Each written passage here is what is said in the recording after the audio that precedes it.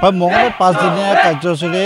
student cadet কৰ্পছৰ এক পৰীক্ষা অনুষ্ঠিত হৈছে মঙলবাৰ চৰকাৰী উচ্চতৰ মাধ্যমিক বিদ্যালয়ত ইতিমধ্যে আমি দেখুৱাইছোঁ এক সুন্দৰ ৰূপত ইয়াত সেই প্ৰায় 400ৰো অধিক ছাত্ৰ ছাত্ৰীক ইয়াত সুন্দৰভাৱে ইয়াত প্ৰশিক্ষণ দিয়া হৈছে আৰু এয়া হৈছে এটা স্বেচ্ছাসেৱী অনুষ্ঠান আৰু এই অনুষ্ঠানৰ জৰিয়তে ছাত্ৰ ছাত্ৰীসকলক অনুশাসন আৰু নিয়মানুৱৰ্তিতা ইয়াত আচলতে শিকোৱা হয় আৰু এই ছাত্ৰ ছাত্ৰীসকলে এটা সময়ত গৈ তেওঁলোকে স্বেচ্ছাসেৱীমূলক কিছু কামত নিয়োজিত হয় লগতে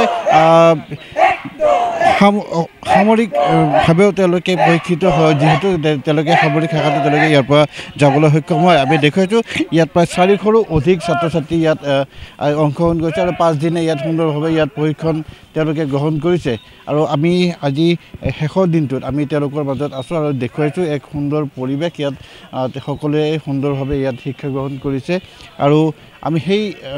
ছাত্ৰ ছাত্ৰীসকলক দেখুৱাৰ লগতে আমি যেহেতু ইয়াত তেওঁলোকৰ নেতৃত্ব আছে আমি নেতৃত্বৰ সৈতেও আমি কথা পাতিম কিন্তু তাৰ প্ৰাকপূৰ্ণত আমি দেখুৱাইছোঁ ইয়াত ছাত্ৰ ছাত্ৰীসকলে সুন্দৰভাৱে ইয়াত প্ৰশিক্ষণ গ্ৰহণ কৰিছে আৰু মই পূৰ্বে কৈছোঁ যে আনুষ্ঠানিক শিক্ষা গ্ৰহণৰ লগতে যেহেতু আনুষ্ঠানিক শিক্ষা বিদ্যালয়ত গ্ৰহণ কৰা হয় কিন্তু তাত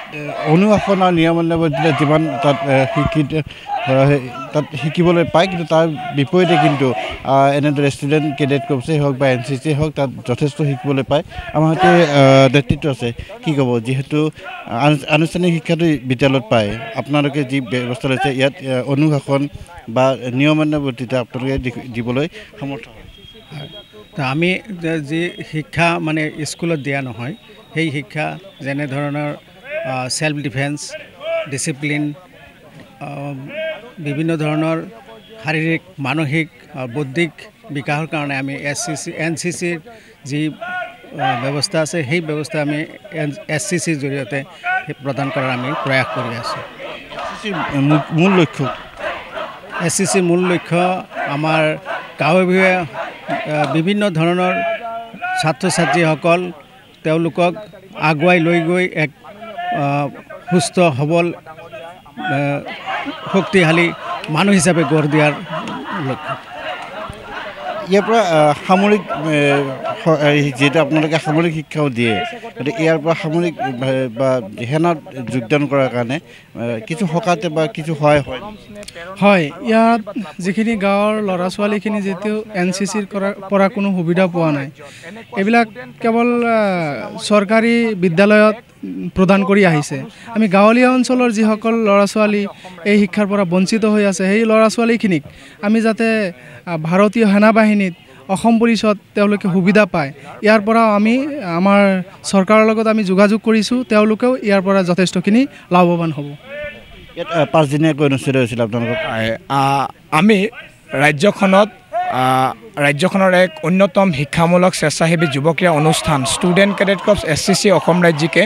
2018 বৰ্ষৰ পৰাই অসমৰ শিক্ষাৰ্থীৰ কল্যাণাৰ্থে ছাত্ৰ ছাত্ৰীসকলক পুথিগত শিক্ষাৰ উপৰিও শাৰীৰিক মানসিক নৈতিক আৰু আধ্যাত্মিক দিশত ছাত্ৰ ছাত্ৰীসকলক আগবঢ়াই লৈ যোৱাৰ এক বদ্ধ পৰিকল্পনাৰে আৰু অসমৰ ছাত্ৰ ছাত্ৰীসকলক আমি বিভিন্ন সময়ত অসমত হোৱা বিভিন্ন দুৰ্যোগৰ সময়ত আমি তাৎক্ষণিকভাৱে আমি অসমত সেৱা কৰাৰ উদ্দেশ্যৰে দেশমাতৃক সেৱা কৰাৰ এক উদ্দেশ্যৰে বদ্ধ পৰিকল্পনাৰে আমি student cadet corps SCC Assam ৰাজ্যিকখন 2018 বৰ্ষৰ 5 নৱেম্বৰ তাৰিখে গঠন কৰা হৈছিল এই অনুষ্ঠানটিয়ে গোটেই অসমতে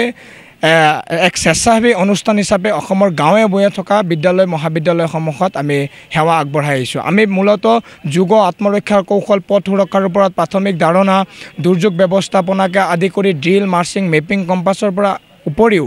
আজিৰ এই যুগত আজিৰ বৰ্তমান দিনত যিসমূহ বিষয় আটাইতকৈ গুৰুত্বপূৰ্ণ ছাত্ৰ ছাত্ৰীসকলৰ পুথিগত শিক্ষাৰ উপৰি আটাইতকৈ গুৰুত্বপূৰ্ণ যিসমূহ বিষয় সেই বিষয়সমূহৰ ওপৰত আমি student cadet corps SCC Assam ৰাজ্যিকে আমি প্ৰশিক্ষণ প্ৰদান কৰোঁ আমাৰ এই প্ৰশিক্ষণ প্ৰক্ৰিয়াৰ লগত জড়িত আমাৰ ৰাজ্যিক সমিতি আছে আমি ৰাজ্যিক সমিতিয়ে নেতৃত্ব প্ৰদান কৰি আছোঁ মই নেতৃত্ব প্ৰদান কৰি আছোঁ আমাৰ ৰাজ্যিক সাধাৰণ সম্পাদক সঞ্জয় শৰ্মা ডাঙৰীয়াও নেতৃত্ব প্ৰদান কৰি আছে ধন্যবাদ জনাইছোঁ আৰু ইতিমধ্যে উল্লেখ কৰিছে যে ইয়াত অনুশাসন নিয়মানুৱৰ্তিতাৰ লগতে যি স্বেচ্ছাসেৱীমূলক কাৰ্য আছে তেওঁলোকে সমাপন কৰিছে আৰু ইয়াৰ জৰিয়তে ছাত্ৰ ছাত্ৰীসকলে যথেষ্ট শিক্ষা গ্ৰহণ কৰিবলৈ সক্ষম হৈছে